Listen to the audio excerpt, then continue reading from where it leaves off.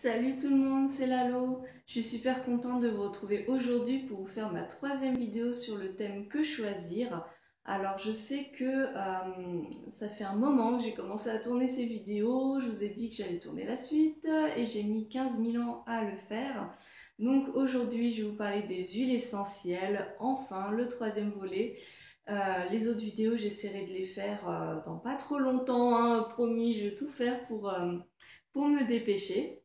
Donc le but de cette vidéo, c'est de vous permettre de sélectionner des huiles essentielles selon leurs propriétés, mais je ne vais parler ici que de cosmétiques homemade puisque c'est les thèmes de ces vidéos. Je ne vais pas du tout parler de leurs propriétés niveau santé, niveau voilà, vertu curative. Je vais vraiment parler de leurs bienfaits pour la peau et pour les cheveux. Je vais me contenter sur ça parce qu'il y a déjà énormément de choses à dire. Puisqu'on parle d'huile essentielle, je préfère le préciser dès le début pour que ce soit clair.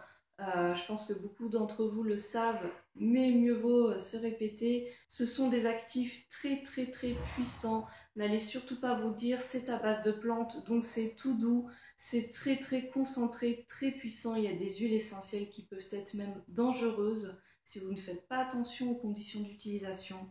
Donc surtout, respectez bien ce qu'on vous dit sur les fiches produits quand vous achetez vos huiles essentielles. Alors je sais, le grand problème, moi je trouve avec les huiles essentielles, c'est que quand vous les achetez, il n'y a pas de notice d'utilisation, il n'y a pas grand chose écrit sur les flacons, mais surtout renseignez-vous avant de faire n'importe quoi. Donc je précise que la très grande majorité des huiles essentielles ne sont pas à appliquer pure sur la peau, il y a des exceptions.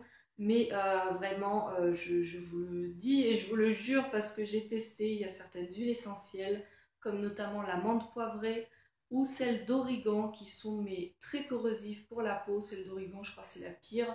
Il y a baie de Saint-Thomas aussi, mais surtout ne les appliquez jamais pures. Vous allez vraiment le regretter amèrement, c'est moi qui vous le dis. Ensuite, surtout, si vous êtes enceinte, il y a très peu d'huiles essentielles, voire aucune que vous pouvez utiliser.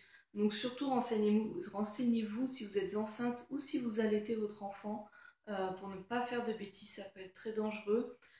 Aussi pour les jeunes enfants, pour les enfants tout court, on ne peut pas tout utiliser sur eux. Vraiment pour les enfants, même en diffusion dans une pièce, renseignez-vous auprès d'un aromathérapeute, voilà, auprès d'un spécialiste qui pourra vraiment vous dire ce que vous pouvez faire ou pas. Voilà, ça peut être vraiment très dangereux et surtout respecter les dosages. Donc essayez de trouver sur internet, par exemple sur le site d'Aromazone, quand il parle des dosages, des pourcentages, regardez des recettes de professionnels comme Aromazone, voir comment ils utilisent les huiles essentielles avant de faire n'importe quoi. Voilà, la partie attention est terminée. Je vous mettrai en barre d'infos des liens sur les précautions d'usage concernant les huiles essentielles.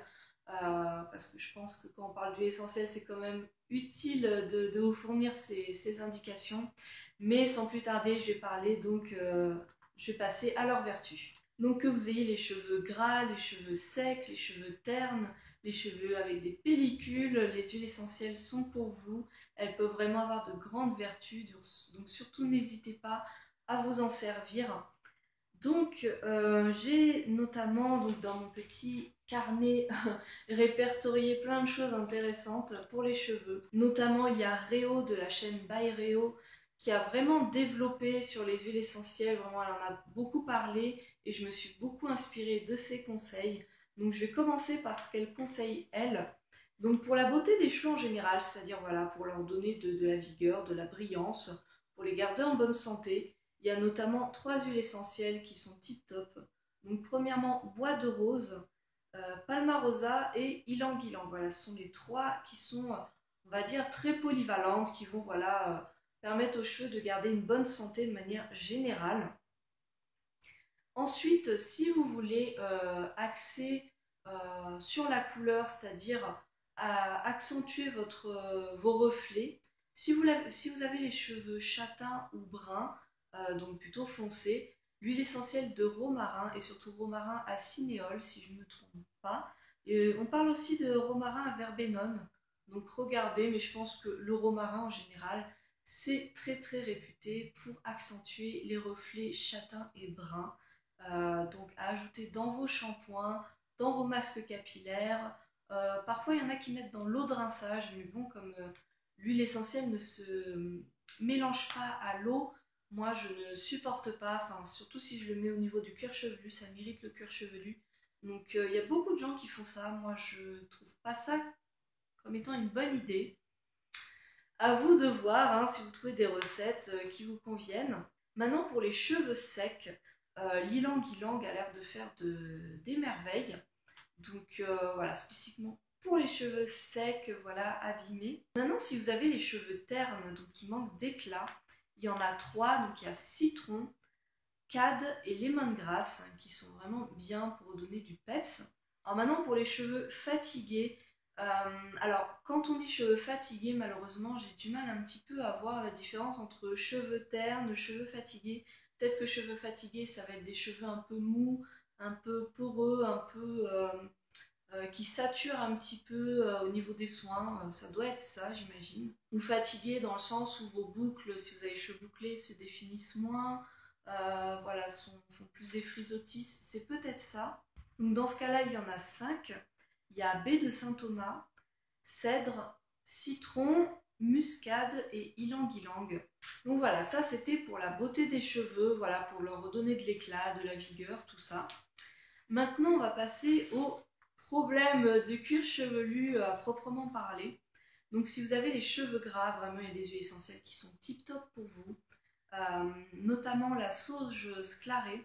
Attention, hein, je précise bien, c'est la sauge sclarée, pas la sauge officinale. C'est pas du tout la même chose. Il y a la lavande vraie. Peut-être que la lavande aspic pourra faire quelque chose, mais là pour le cuir chevelu gras, c'est vraiment la lavande vraie qui est spécifiquement, enfin qui est la plus réputée en tout cas pour ça. Il y a aussi cèdre de l'Atlas, citron, romarin et patchouli. Voilà, ça c'est vraiment des huiles essentielles qui sont très efficaces pour les cheveux gras. Moi j'ai notamment utilisé sauge clarée et lavande vraie, c'est vraiment des huiles essentielles que j'utilise depuis très longtemps et j'en suis quand même ravie. J'avais testé cèdre de l'Atlas, mais personnellement, elle m'avait un peu irrité le cuir chevelu, même en rajoutant qu'une seule goutte dans mon shampoing, enfin dans ma dose de shampoing. Donc ces huiles essentielles, vous allez pouvoir soit les mélanger directement dans votre shampoing. Alors je vais vous afficher à l'écran le dosage qui est le plus souvent utilisé pour ces huiles essentielles. Sinon, vous pouvez utiliser dans votre dose de shampoing, vous allez mélanger directement 1 à 2 gouttes de ces huiles essentielles. Alors 1 à 2 gouttes en tout, c'est-à-dire voilà, vous pouvez mettre 1 goutte de sauge, 1 goutte de lavande, peut-être 3 maximum, mais pas plus. Pour les cheveux pelliculaires, donc on va notamment retrouver le tea tree, c'est celle que que je vois le plus souvent pour les pellicules. Pour ma part, j'avais testé, c'était pas mal du tout. On a aussi pamplemousse, romarin à cinéole, même si encore une fois, beaucoup de romarins, à mon avis, peuvent avoir cette vertu. On a cèdre de l'Atlas, et apparemment le cèdre de l'Himalaya est aussi efficace pour les pellicules. La sauge sclarée, baie de Saint-Thomas et lavande vraie. Vous voyez, il y a des huiles essentielles comme la sauge et la lavande qui sont polyvalentes. Donc à la fois pour les cheveux gras et les pellicules, ça peut être efficace. Maintenant, on va parler de quelque chose qui, à mon avis, intéresse grand nombre d'entre vous. Il s'agit de la pousse des cheveux, donc à savoir quelles huiles essentielles vont accélérer la pousse des cheveux. Donc là-dessus, je tiens à préciser que énormément d'huiles essentielles vont favoriser la pousse des cheveux. C'est très probable que vous allez utiliser une huile essentielle que je ne vais pas citer ici et qui va accélérer votre pousse des cheveux, tout simplement parce que les huiles essentielles vont activer la circulation sanguine. Donc en contact avec votre cuir chevelu, ça va forcément booster toute l'activité cellulaire et donc ça peut avoir un effet sur la pousse des cheveux. Maintenant, si votre cuir chevelu est très capricieux dans le sens où vos cheveux poussent vraiment très lentement, que peu de choses sont efficaces ou que vous voulez voilà, un résultat réel et rapide, je vous conseille donc les huiles essentielles que je vais vous citer. Donc il y a la menthe poivrée, donc rappelez-vous menthe poivrée, je vous ai dit là, de l'utiliser avec parcimonie parce qu'elle est très puissante. Pareil, je vous ai parlé de la baie de Saint-Thomas juste avant, pareil. Hein. Généralement, c'est 1 goutte dans son shampoing et c'est tout, vraiment, c'est tout. Enfin, 1 goutte dans sa dose de shampoing. Voilà, n'en mettez surtout pas 2 dans votre dose de shampoing. Ça va vous brûler le cuir chevelu.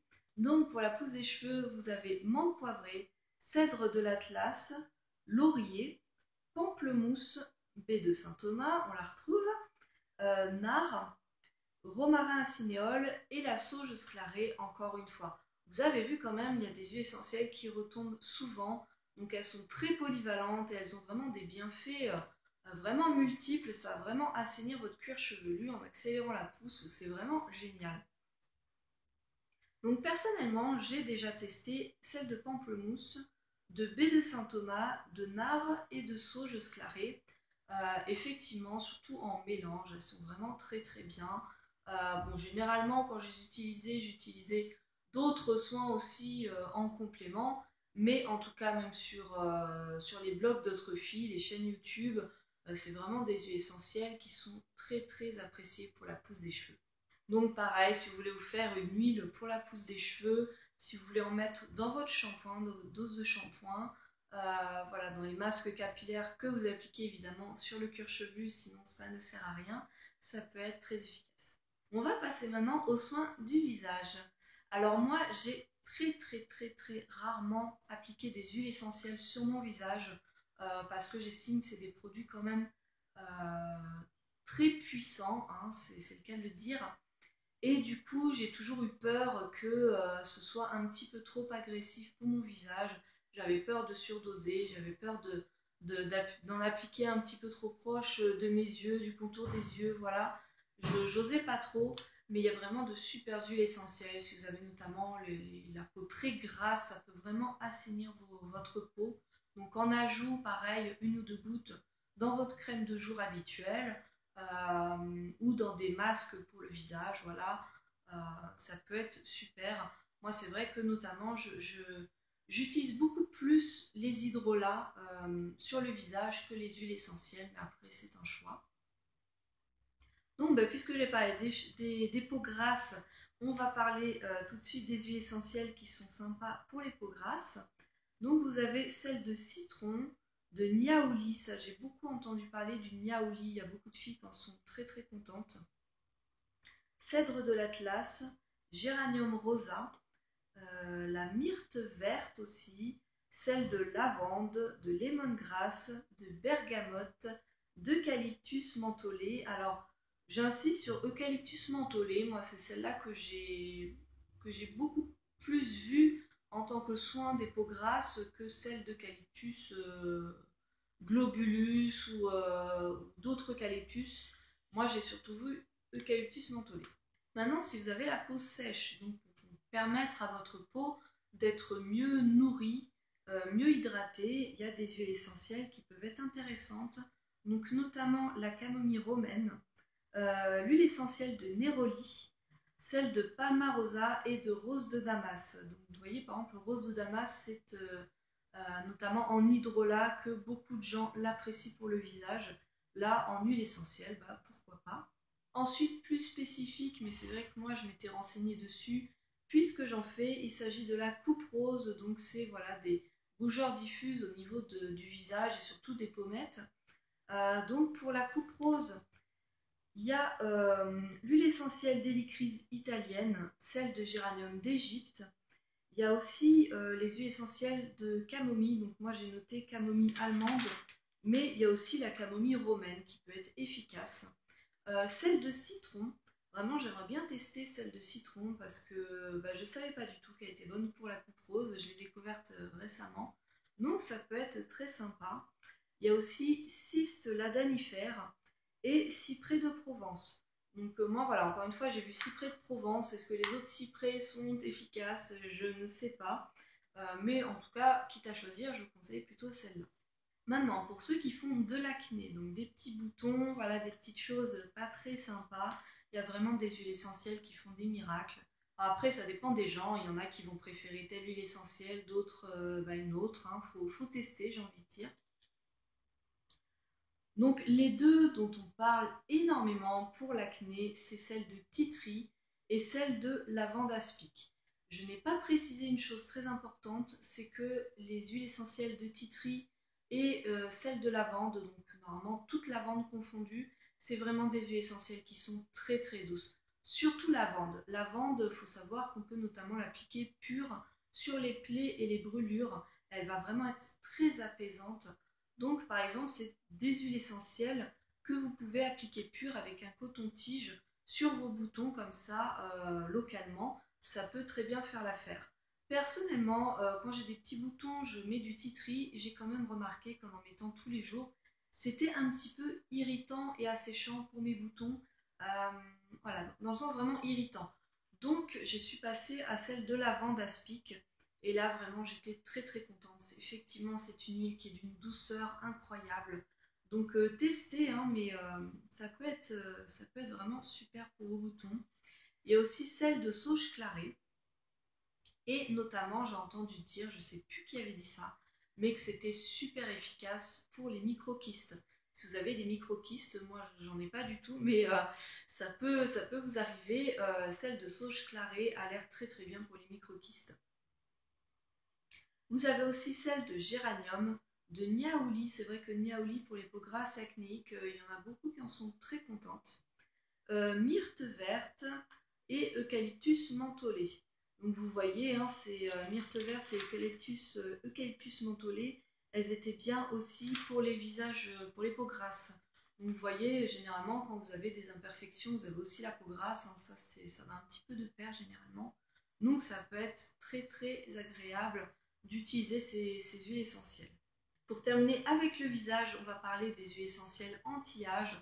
Donc je me suis renseignée pour vous, mais c'est vrai que moi pour l'instant je suis pas trop tentée par les produits anti-âge, mais c'est toujours bon à savoir. Donc en huile essentielle anti-âge, nous avons citron, bois de rose, carotte, ça c'est assez marrant, cyste, curcuma, rose de Damas et hélicryse italienne. Donc ça c'est vraiment très sympa si vous voulez, voilà, si vous avez la peau mature ou en prévention, si vous avez 30-40 ans, vous avez envie d'en ajouter dans vos crèmes de jour par exemple, ça peut être très utile. J'avais déjà entendu parler du curcuma et de ses nombreuses vertus pour la peau, donc vraiment ça peut être une bonne idée. Bon après il faut voir les odeurs, hein, parce que les huiles essentielles, ça a une odeur assez forte. Je sais pas, il y en a peut-être dans votre crème de jour, vous n'allez pas forcément apprécier. Faut tester, mais si c'est très efficace, ça peut être bien. Donc on va passer à des soins un peu plus spécifiques et je vais commencer par les déodorants. Il y a beaucoup de gens qui font leur propre déodorant, donc avec ou sans huile essentielle. Euh, mais j'ai de plus en plus envie, voilà, de me mettre à faire mes propres déodorants. Je suis en train de tester certaines recettes, donc je vous en reparlerai. Mais il y a des huiles essentielles qui sont vraiment très très bien. Alors attention, pas pour arrêter la transpiration, parce que un déodorant n'est pas censé arrêter la transpiration. Là, on va plutôt parler d'antitranspirants, et là, c'est vraiment des produits chimiques très particuliers et très néfastes pour le corps. Mais donc, ça va être plutôt des huiles essentielles avec des vertus anti-odeur et antibactériens. Parce que du coup, c'est surtout les bactéries qui, en proliférant dans l'humidité, vont créer les odeurs. Donc, ça va être plutôt des huiles essentielles anti-odeur et antibactériennes. Donc celle dont on entend énormément parler et qui a l'air vraiment super efficace, c'est celle de Palmarosa. Je suis sûre que vous en avez déjà entendu parler si vous êtes renseigné sur les déodorants. Vraiment Palmarosa, c'est vraiment la super huile essentielle. Je suis justement en train de tester, donc je vous en reparlerai. Il y a aussi Sauge Clarée qui a l'air vraiment très très bien. Par contre, moi ce qui m'embête c'est l'odeur. L'odeur de sauge c'est pas terrible, donc en déodorant, même si vous n'avez pas l'odeur de transpiration, d'avoir l'odeur de l'huile essentielle de sauge clarée, j'ai du mal à le dire. C'est pas terrible, terrible, voilà. Faut voir, hein, si vous en mettez un petit peu et que vous mettez avec la lavande aspic qui est aussi très bien pour les déodorants, peut-être que ça peut contrebalancer l'odeur. Donc voilà, lavande aspic, menthe poivrée aussi, mais je crois que tous les types de menthe peuvent être bien pour les déodorants. Donc pareil, ça peut être très sympa d'avoir une odeur mentholée très fraîche en déodorant, ça peut être bien. Vous avez titri et cyprès. Donc voilà, vous pouvez faire des petits mélanges, tester, ça peut être très sympa. On passe maintenant à la cellulite. Donc la cellulite, c'est quelque chose que beaucoup de femmes ont malheureusement et qu'on aimerait bien ne pas avoir, n'est-ce pas? Moi j'en ai pas trop, donc bon, je fais pas trop attention. Mais notamment, vous avez l'huile essentielle de pamplemousse que j'ai testée. Je vous mettrai la recette en barre d'infos, la recette que j'avais testée. Et j'avais quand même été bluffée parce que je ne m'attendais pas à des résultats aussi rapides. Donc franchement, vraiment à retenir. Vous avez aussi cèdre de l'Atlas, Christ marine, citron et eucalyptus mentholé.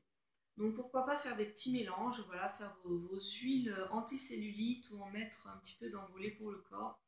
Je pense que vous pouvez avoir de très bons résultats. Bon, si vous avez une cellulite très incrustée, très tenace, je sais pas trop ce que ça va faire hein, malheureusement, mais ça va peut-être un peu l'apaiser.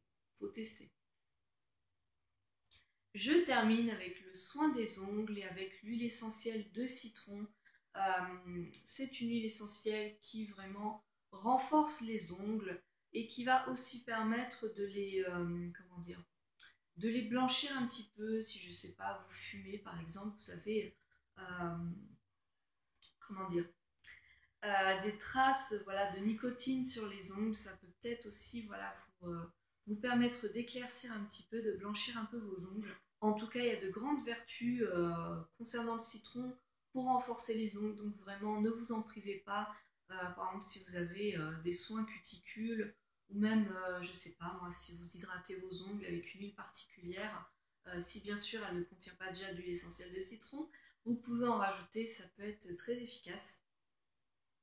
Et je dis que je termine avec les ongles, mais en fait non, je termine avec les soins buccales, si je puis dire, parce que j'avais oublié de noter ça. Mais effectivement, il y a deux huiles essentielles notamment qui sont très très bien pour le soin des dents et surtout pour blanchir les dents. Donc moi, j'ai pas encore trop testé, mais il y a l'huile essentielle de titri et celle de citron, encore une fois citron, pour blanchir les dents. Même les utiliser toutes les deux en même temps, ça peut être très bien. Alors, si vous fabriquez votre propre dentifrice, vous pouvez en intégrer. Ou sinon, si vous avez déjà votre dentifrice, eh ben, vous pouvez rajouter une goutte de citron, par exemple, sur votre brosse à dents et vous lavez les dents comme d'habitude. Donc, en plus du dentifrice, hein, je parle. Voilà, ça peut être très bien. Aussi, je pense que d'une manière générale, ça peut être très très bien pour l'hygiène buccale, vu que le titri, notamment, c'est quand même une huile essentielle qui a des vertus antibactériennes et antifongiques assez intéressantes.